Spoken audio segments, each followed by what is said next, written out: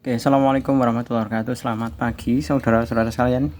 Di sini Pak Jul akan membahas mengenai latihan soal akhir bab untuk uang, lembaga keuangan, pasar modal, dan OJK ya. Ini bab yang kedua dari materi pelajaran ekonomi. Secara umum materinya itu berupa apa? Tidak terlalu banyak hitung-hitungan ya. Seperti sebelumnya, kalau sebelumnya itu kan ada fungsi permintaan dan fungsi penawaran. Nah, ini sekiranya bisa dikaji dengan sendiri, dalam artian dipelajari sendiri dengan mencari literatur di manapun ada perpustakaan, ada Google, ada buku paket atau bahkan literatur buku ini sendiri ya. Pak Jul pakai buku Erlangga. Gitu, kita langsung saja kita bahas mengenai latihan soal akhir bab. Oh ya, satu lagi Pak Jul mau mengingatkan ya, channel Pak Jul itu berisi tentang pembahasan soal. Pembahasan soal itu sifatnya tidak mutlak benar ya. Mungkin ada beberapa pendapat lain, mungkin gurumu bisa berbeda pendapat juga dengan Pak Jul, atau misalkan pembahasan lain juga bisa berbeda dengan pendapat. Misalkan ada yang dari platform startup pendidikan seperti Ruang Guru, Brandly, atau Colearn, atau Genius, mungkin satu sama lain itu bisa berbeda. Jadi saya ingatkan kembali bahwa jawaban yang Pak Jul bahas di sini itu merupakan jawaban yang tidak mutlak, tapi ini semuanya merupakan hasil pembahasan dan hasil kajian dari Pak Jul sendiri. Gitu ya. Nanti jangan sampai nanti setelah di belakangnya itu, wah saya dapat tugas buku ini dari Pak Jul nilainya tidak 100 atau nilainya tidak maksimal, kemudian menuliskan di kolom komentar. Nah, itu adalah suatu hal yang tidak bijak ya. Karena saya sudah mengingatkan bahwa ini adalah bahan belajar, bahan diskusi. Kalian boleh berpendapat yang berbeda, silahkan tulis di kolom komentar. Gitu ya. Oke, kita langsung saja. Nomor 1, seorang ahli menyatakan pendapatnya mengenai pengertian uang. Menurutnya, uang adalah sesuatu yang bisa diterima dalam pembayaran untuk mendapatkan barang. Ahli yang dimaksud jelas ini merupakan pendapat dari Edward Shapiro. Itu ada di literatur. Subhan pergi ke Amerika Serikat dengan membawa uang rupiah sejumlah 100.137.600 untuk pembayaran di Amerika Serikat. Ia menukarkan uangnya menjadi dolar Amerika Serikat. Pada bank devisa tertulis nilai tukar 1 US sebagai berikut. 1 dolar kalau kita beli itu 14.200, kemudian jual 14.400. Jika ia menukarkan semua uang rupiah ke dolar Amerika Serikat, jumlah uang dolar Amerika Serikat yang diterima Subhan adalah berapa? Nah, kita lihat konteksnya terlebih dahulu. Di sini dilihat dari sudut pandang money changers, jadi agen penukaran uang, maka yang kita gunakan adalah kurs jual ya. Jadi money changers itu nanti menjual dolar. 1 dolar itu 14.400 rupiah. Jadi kalau kita bagi ya, tadi bilangan tadi ya, 100 juta 137.600 kalau dibagi dengan 14.400 itu akan menghasilkan nilai 6.954 US dolar. Seperti itu. Kemudian nomor 3. Jadi kalau konteks ini tadi yang diperhatikan dari sudut pandang mana ya? Kalau tadi money dilihatnya dari agen penjualan uang atau money changersnya, dia mestinya adalah dia menjual. Jadi satu dolarnya dijual dengan seharga 14.400 rupiah. Seperti itu. Kemudian pernyataan yang termasuk fungsi turunan uang ditunjukkan oleh nomor fungsi turunan. ya. Secara umum fungsi turunan itu memiliki fungsi standar pembayaran yang ditunda. Yang pertama ya. Kemudian yang kedua alat penyimpan kekayaan. Kemudian yang ketiga adalah alat pengalih nilai atau kekayaan. Nah, manakah di sini yang benar?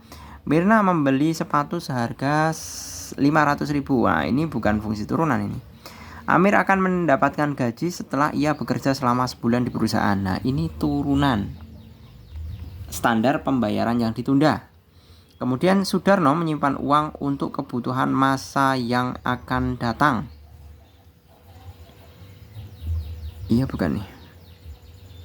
Benar ya? Nah, karena alat penyimpan kekayaan. Menyimpan itu kan uang itu kan sama saja menabung. Menabung itu kan menyimpan kekayaan. Kemudian setelah pindah ke Surabaya, Supandi membeli rumah di Surabaya dan menjual rumah lamanya di Jakarta. Ini juga turunan. Karena apa? Ini turunnya sebagai fungsi pengalih kekayaan. Kalau ini tadi penyimpan kekayaan, kalau yang ini pembayaran yang ditunda. Jadi jawabannya yang tepat adalah 2, 3, dan 4. Yang D. Selanjutnya nomor 4. Perhatikan pernyataan-pernyataan berikut.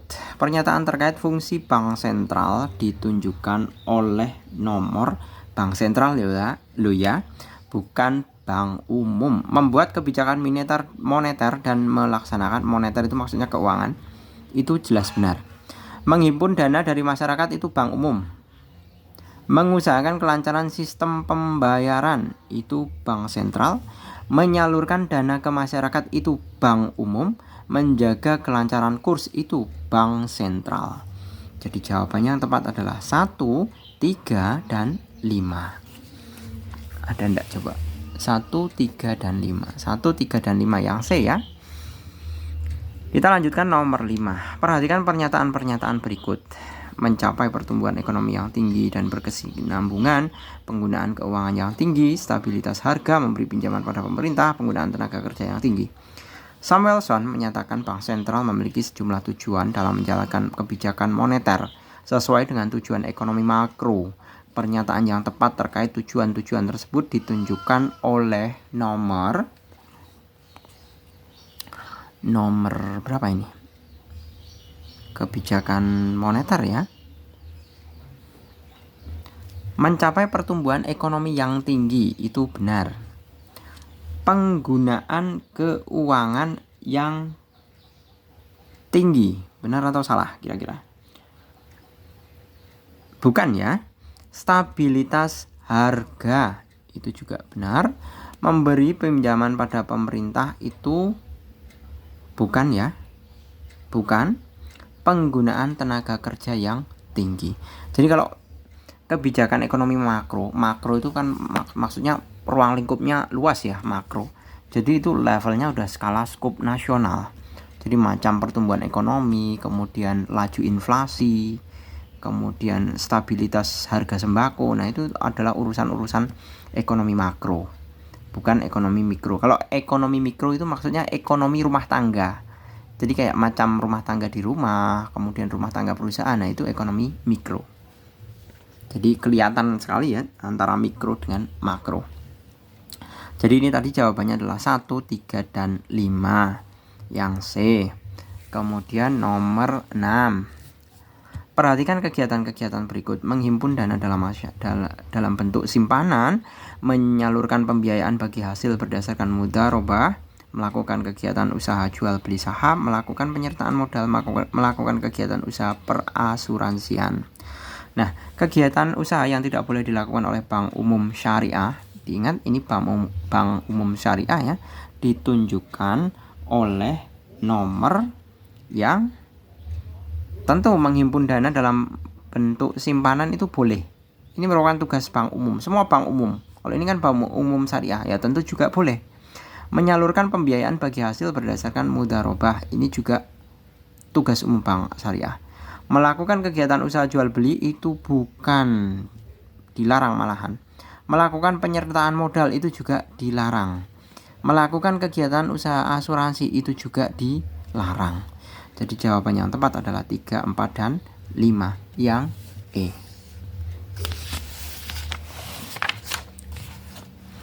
Kemudian selanjutnya nomor 7, perhatikan pernyataan-pernyataan berikut. Pernyataan yang menunjukkan peran asuransi ditunjukkan oleh nomor asuransi ya, ini konteksnya. Dapat menghasilkan untung berlipat dan ganda, bukan. Memberikan rasa yang aman, itu benar. Kemudian apa lagi? Menghasilkan sumber dana, itu benar. Pada prinsipnya asuransi itu kan tabungan. Ada yang bentuknya tabungan, ada yang untuk sebagai proteksi.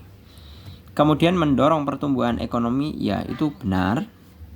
Gini, saya terangkan dulu mengenai konsep kenapa asuransi kok bisa istilahnya mendorong pertumbuhan ekonomi. Jadi seperti ini, orang kalau ikut asuransi itu kan mengumpulkan uang ke pihak perusahaan asuransi.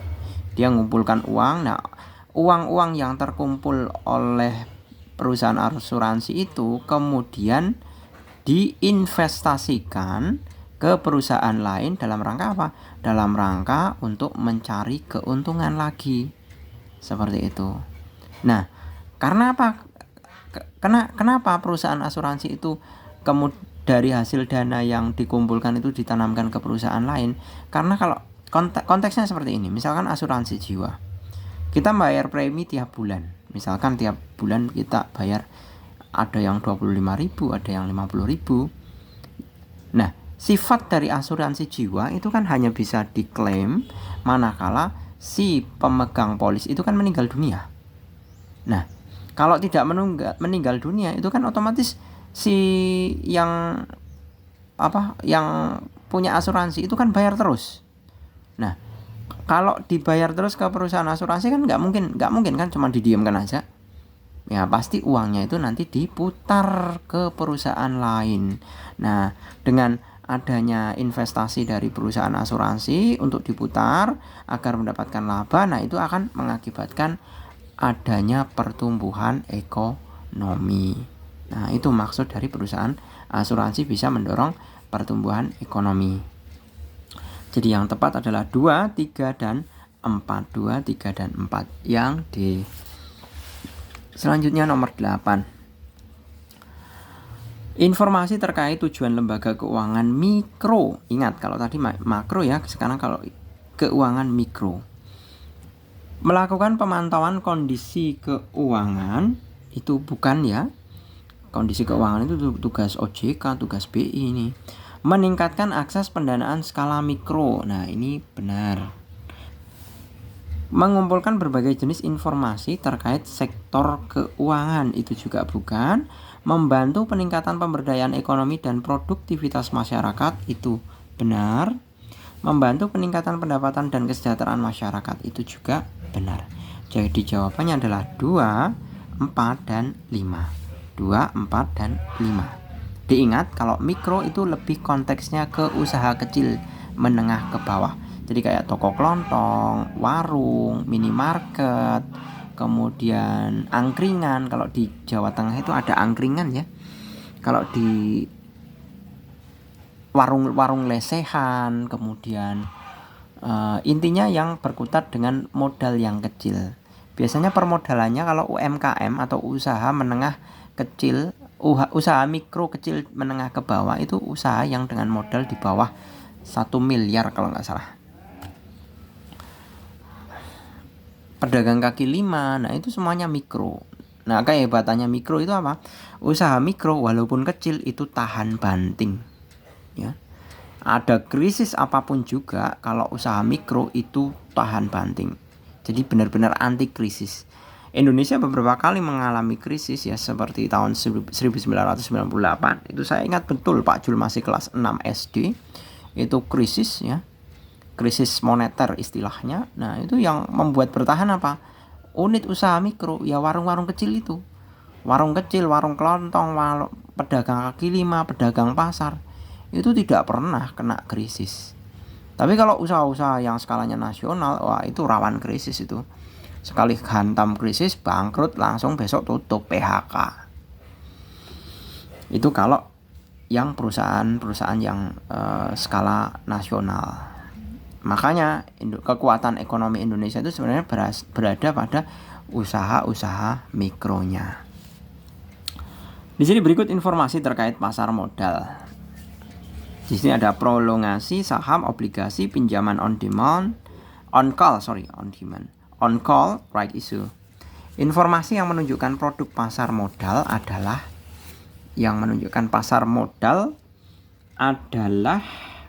yang saham itu jelas ya. Kemudian obligasi, kemudian right issue. Kalau saham itu kan jelas surat berharga. Kemudian kalau obligasi itu sama namanya biasanya itu sebenarnya istilah ya, obligasi itu surat utang. Jadi ini loh, saya bukti saya misalkan saudara-saudara punya uang 100 juta, terus saya menerbitkan surat utang. Saya butuh dana utang 100 juta. Siapa yang mau membeli surat utang saya? Nah, kemudian saudara-saudara karena punya uang 100 juta, uang 100 jutanya diberikan ke Pak Jul. Pak Jul memberikan surat utangnya tadi. Jadi sebagai bukti atau obligasi. Jadi saya menerbitkan surat utang dan saudara-saudara membeli obligasi saya. Seperti itu umum terjadi. Itu bukan umum terjadi ya. Itu biasa bahkan dalam skala tata kelola bernegara. Jadi kayak SUN itu SUN ya, surat utang negara itu banyak sekali peminatnya. Jadi kalau negara kekurangan uang itu gampang, tinggal terbitkan surat utang negara. Tapi kan tentunya diukur dari kemampuan membayar, apakah negara itu kedepannya mampu untuk membayar atau tidak. Nah biasanya seperti itu. Kalau misalkan kekurang duit, buat aja, terbitkan aja obligasi, terbitkan surat utang negara. Nanti biar rakyat yang membeli. Karena apa? Kalau yang menerbitkan negara itu kan pasti dijamin, pasti besok bakalan dibayar. Di samping dibayar kita juga dapat istilahnya itu yield. YILD. Yield itu maksudnya kayak semacam keuntungannya lah. Kalau istilah di bank itu kan ada bunganya. Nah, kalau di obligasi itu ada yield. Kalau saham kan dividen. Kalau obligasi itu yield. Kemudian nomor 10, salah satu produk pasar modal adalah warrant. Biasanya warrant dijual bersama surat berharga lainnya seperti obligasi atau saham.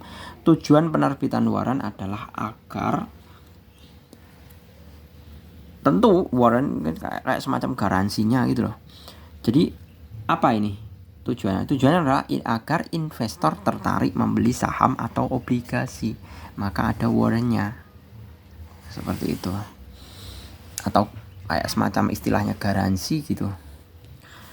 Selanjutnya nomor 11. Berikut adalah kegiatan dalam membeli saham di bursa efek. Urutan cara mendapat saham yang tepat ditunjukkan oleh nomor 11. Yang pertama tentu mengajukan permohonan ke pialang. Kita nggak bisa ya beli saham secara langsung, itu biasanya kita pakai pialang. Pialang itu broker kayak macam makelar itu loh. Atau biasanya dipegang oleh perusahaan-perusahaan sekuritas. Perusahaan-perusahaan sekuritas itu ya perusahaan-perusahaan yang beberapa kali yang memegang saham atau penghubung perantara orang-orang yang mau membeli saham dengan perusahaan yang mau dibeli sahamnya.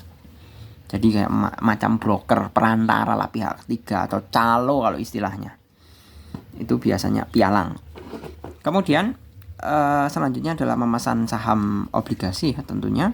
Kemudian setelah kita pesan dulu, kemudian mengisi formulir pemesanan. Setelah mengisi formulir pemesanan baru membayar pesanan, baru menerima saham obligasinya, menerima saham atau obligasinya.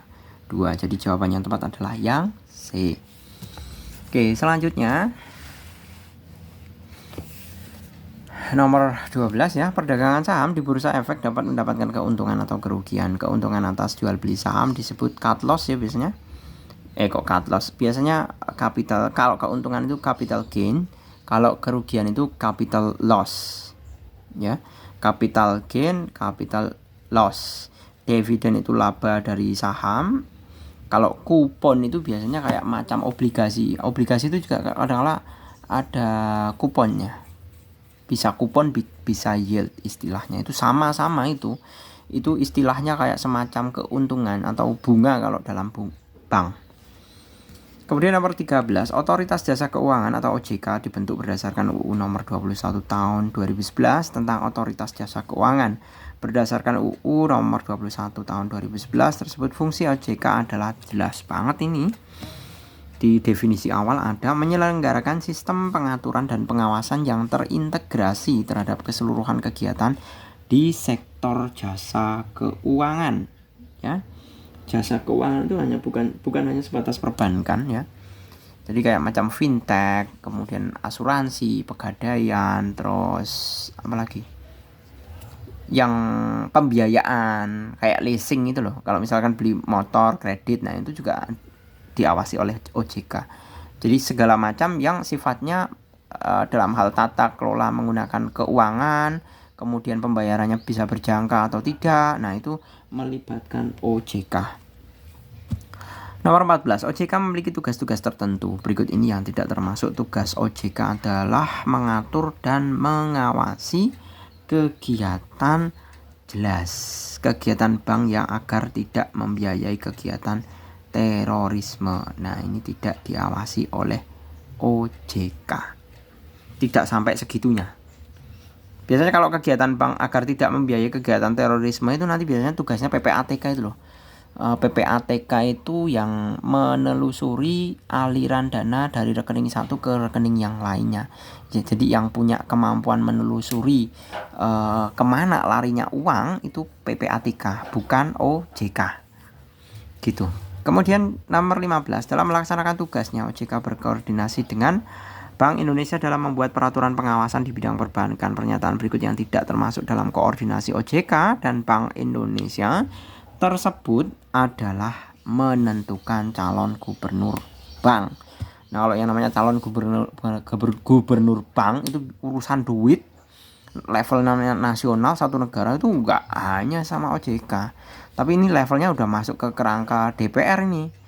Jadi gubernur bank diajukan dulu ke DPR, disetujui atau tidak. Seperti itu. Jadi jawabannya adalah yang B. Oke, kita masuk ke soal yang uraiannya. Sebentar.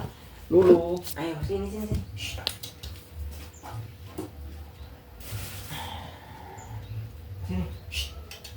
Sini, Lulu.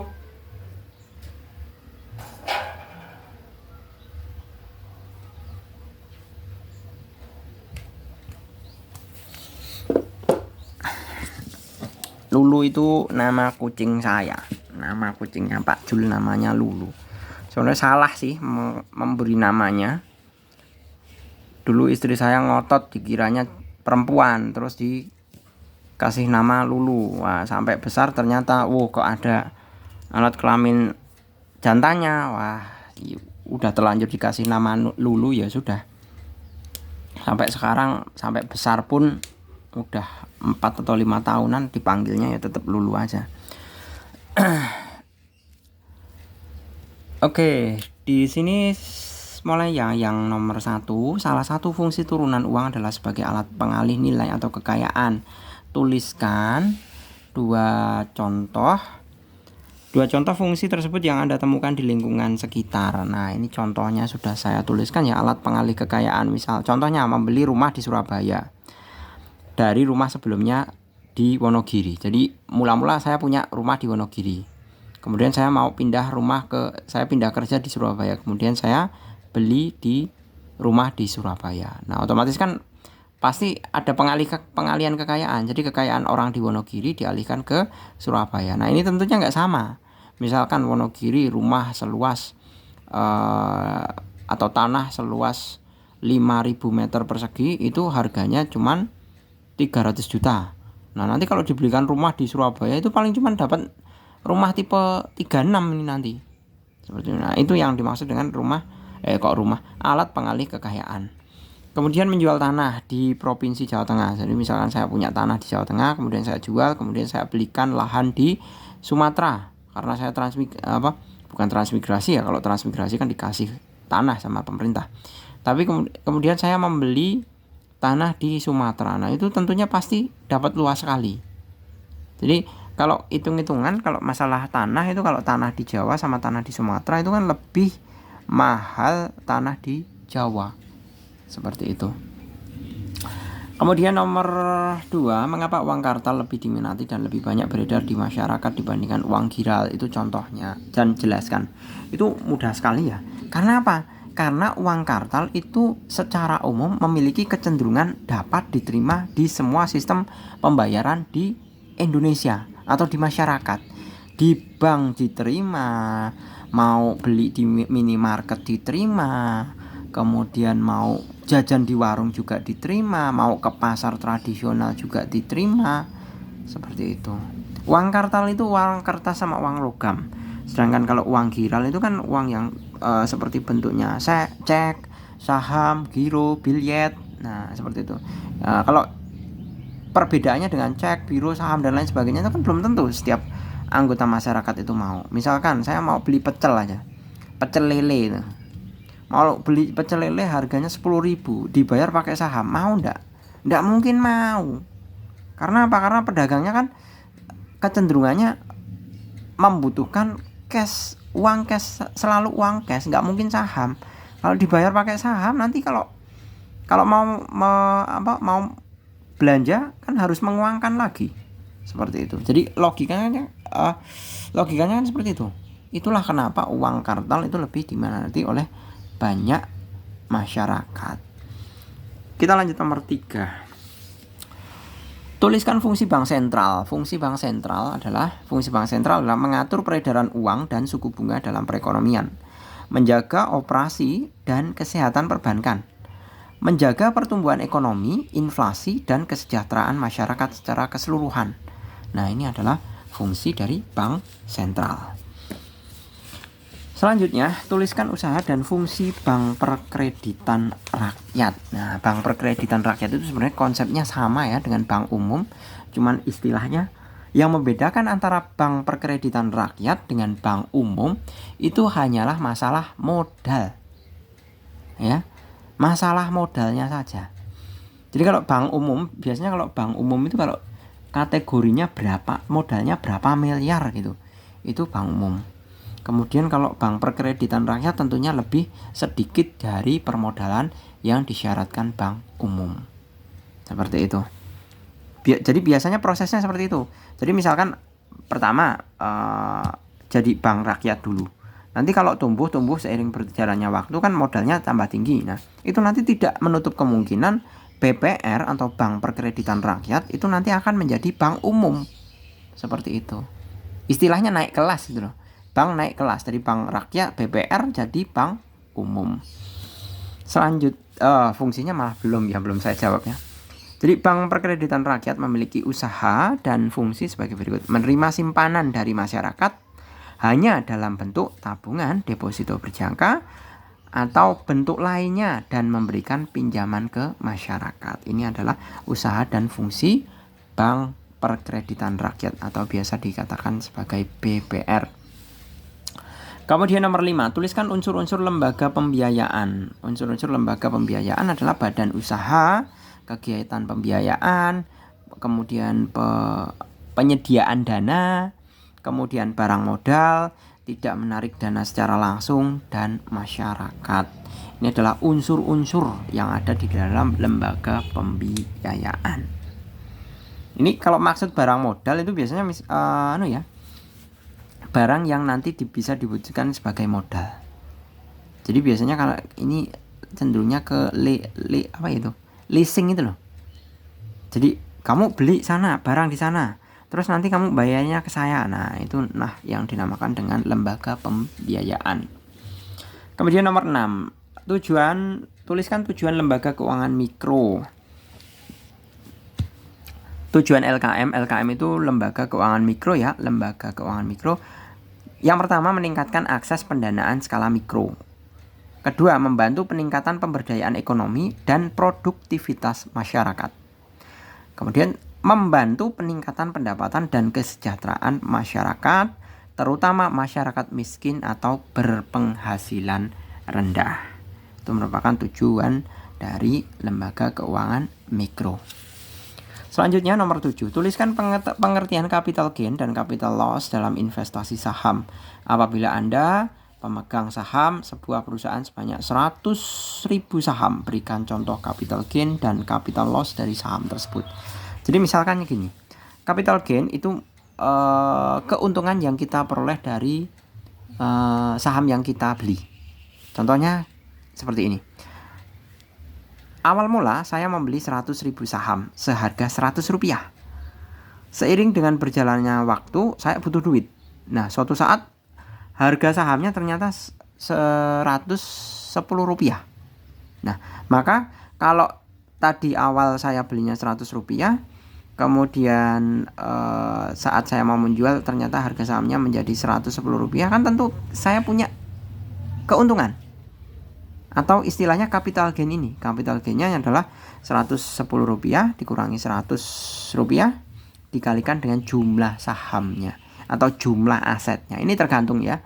Nanti dikalikan dengan jumlah asetnya. Istilah jumlah aset itu bisa saham, bisa obligasinya, bisa surat utang berharganya ada berapa yang kita beli. Seperti itu. Jadi keuntungan Rp10 dikalikan 100.000 sama dengan Rp1 juta capital gainnya. Kemudian capital loss adalah pada saat kita sahamnya saat membeli dengan saat kita jual itu berbeda. Tentunya saat membeli lebih besar dibandingkan saat kita menjual. Tentu kita akan mengalami kerugian atau istilahnya capital loss. Jadi dengan jumlah saham yang sama 100.000 saham, saya membeli seharga Rp100, tapi pada suatu saat saya kepepet, saya butuh duit. Tapi sebenarnya itu bukan saat yang tepat saya menjual saham karena harga sahamnya Rp85. Tapi kalau yang namanya orang BU butuh uang, kepepet duit, itu kan mesti saya jual. Seperti itu. Apalagi kalau ada banyak faktor, misalkan butuh duit bisa, atau ada ketakutan misalkan, ini sahamnya sudah turun Rp85. Kalau tidak saya jual sekarang, nanti kalau misalkan turun terus, nanti saya malah tambah rugi. Makanya saya jual. Nah, dari situ kita memperoleh bahwa setiap sahamnya kita rugi sejumlah Rp85 dikurangi Rp100 atau minus Rp15 ya. Min Rp15 dikalikan 100.000 dan total kerugian kita adalah Rp1.500. Jadi kita mengalami yang namanya kerugian. Kemudian nomor 8 ya. Hadi ingin mengembangkan portofolio investasi sahamnya. Untuk itu ia membeli saham PTX sebanyak 10 lot dengan harga Rp20.000 per saham. PTZ sebagai broker tempat Hadi membeli saham menetapkan fee transaksi beli sebesar 0,2%. Fee ini sudah termasuk PPN. Berapa besar dana yang harus dikeluarkan Hadi untuk membeli saham PTX tersebut? Nah, yang perlu diketahui terlebih dahulu bahwa satu lot saham itu isinya 100 lembar saham ya. Satu lot itu satuan saham. Jadi satu lot itu 100 lembar saham. Maka dana yang dikeluarkan Hadi untuk membeli saham PTX adalah maka jumlah lot saham dikalikan 100 dikalikan harga saham ditambah fee transaksinya. Nah, diingat fee transaksinya adalah 0,2%. 0,2% ini dikalikan dengan hasil perkalian ini semua. Jadi 0,2% ini adalah fee transaksi dari keseluruhan nominal transaksi harga sahamnya. Kalau biaya yang dikeluarkan adalah biaya harga saham total ditambah fee. Seperti itu. Ya. Kalau harga sahamnya kan hanya sebatas ini 10 kali, karena 10 lot ya, 10 kali 100 kali 20.000 jadinya adalah berapa nih? 20 juta. Itu harga sahamnya saja. Tapi kalau ditambah dengan fee transaksinya yang senilai 0,2%, ya 0,2%. Oh, ini salah ini saya.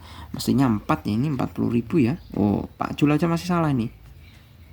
Ini kemarin ada loh anak yang membuli Pak Jul. Hanya masalah 15 dibagi 3, Pak Jul nulisnya 3 ya. Wah, ditulis di statement. Mbok ya dimaklumi saja, namanya juga yang dibahas banyak. Kalau cuma hanya masalah masalah pembagian ini kan hanya masalah sepele ya, walaupun mengakibatkan kesalahan tapi kan tidak bisa tidak serta merta itu salah semua gitu loh. Seyogianya kan bisa dikorek saja. Mohon maaf Pak, itu pembagiannya mestinya sekian, gitu aja. Nggak usah diperpanjang. Wah ini gimana ini perhitungan salah dan lain sebagainya itu. Itu kemarin ada itu anak SMP tapi pembahasan IPA. Kalau saya sih saya maklumi aja. Jadi 0,2% ini fee transaksinya ya 0,2 per 100 karena persen, kemudian dikalikan dengan nominal total sahamnya yang 20 juta. Jadi kita memperoleh ini kan duanya dicorek, kemudian ini 01 dicorek lagi karena apa? Ini ada 0 di belakang koma 1. Jadi biar nggak pakai koma, tinggal 2 saja, berarti 0 ini dicorek. Jadi tinggal 2 kali 20.000, 40.000. Jadi ini 20 juta 40.000. Seperti itu. Gitu ya. Kemudian nomor 9, tuliskan tujuan dari OJK, Otoritas Jasa Keuangan. Ini sudah saya tuliskan. Tujuan dari OJK ya. 1. Agar keseluruhan kegiatan di sektor jasa keuangan terselenggara secara teratur, adil, transparan, dan akuntabel. 2. Agar keseluruhan kegiatan di sektor jasa keuangan mampu mewujudkan sistem keuangan yang tumbuh secara berkelanjutan dan stabil. Fungsi ketiga, keseluruhan kegiatan di sektor jasa keuangan mampu melindungi kepentingan konsumen dan masyarakat. Seperti itu. Kemudian selanjutnya tuliskan 4 klasifikasi financial teknologi atau fintech berdasarkan Bank Indonesia. Fintech itu banyak ya macamnya, kayak macam link aja, GoPay, ShopeePay, apalagi Midtrans, apalagi Dana. Banyak sekali itu yang namanya fintech. Kemudian ada kami, teman kita itu yang minjem-minjeman duit online itu juga dinamakan fintech. Kalau dulu banyak sekali fintech yang ilegal, jadi setiap orang bisa mendirikan fintech minjemin orang. Tapi yang biasanya nggak disukai fintech itu apa? Nagihnya itu biasanya langsung ke teman-temannya, di broadcast ke teman-temannya. Nah itu yang kemudian ada regulasi pengetatan usaha startup fintech. Jadi langsung OJK turun tangan, langsung yang ilegal itu ditutup total. Jadi yang ada tinggal fintech yang legal yang sudah diawasi dan diatur oleh OJK. Nah, 4 klasifikasi mengenai financial technology atau fintech adalah di sini saya tuliskan yang pertama peer-to-peer lending on crowdfunding, mempertemukan pihak yang memerlukan dana dengan pihak yang dapat memberi dana. Jadi seperti halnya tadi yang saya katakan, seperti ada kami, teman kita, uang cepat, apalagi tuh. Nah itu kan semuanya pada prinsipnya meminjamkan uang. Nah itu istilahnya peer to peer, peminjaman. Kemudian ada juga yang tani hub apa ya itu, saya lupa. Jadi orang itu bisa minjemin petani yang sedang usaha tani gitu loh. Nah itu yang dalam bidang crowdfunding, bukan lending. Kalau lending itu yang minjamin, pinjam meminjam. Kalau crowdfunding itu mengumpulkan dana. Seperti itu. Kemudian yang klasifikasi yang kedua adalah manajemen risiko investasi, yaitu melakukan pantauan pada kondisi keuangan dan juga melakukan perencanaan keuangan dengan lebih mudah dan praktis. Kemudian yang ketiga berupa payment, clearing, dan settlement atau dalam bentuk dompet digital berupa payment gateway. Dompet digital kan semuanya sekarang, semua startup itu buat dompet digital sendiri. Goto itu punya GoPay, terus Shopee itu punya ShopeePay, Bukalapak punya apa itu? Kayaknya Bukalapak belum punya payment dompet digital sendiri, belum punya. Seperti itu. Kemudian yang terakhir yaitu klasifikasi yang keempat adalah market aggregator, yaitu mengumpulkan berbagai informasi keuangan untuk disajikan kepada penggunanya. Jadi itu jelas ya, kalau yang namanya orang minjemin duit itu kan datanya pasti lengkap itu, mulai dari nama, alamat, tanggal lahir sampai KK.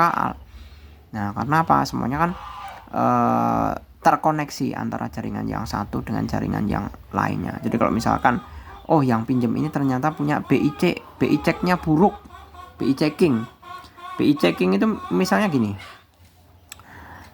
saudara-saudara kalian sudah pernah pinjam uang di bank.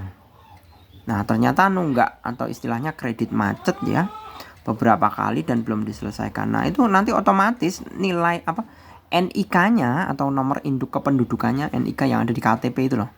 Nah itu nanti akan langsung di blacklist oleh BI. Jadi setiap saudara-saudara mau mengajukan pinjaman ke bank satu atau ke bank lainnya atau bahkan minjem duit lewat fintech, itu nanti udah langsung ada laporannya.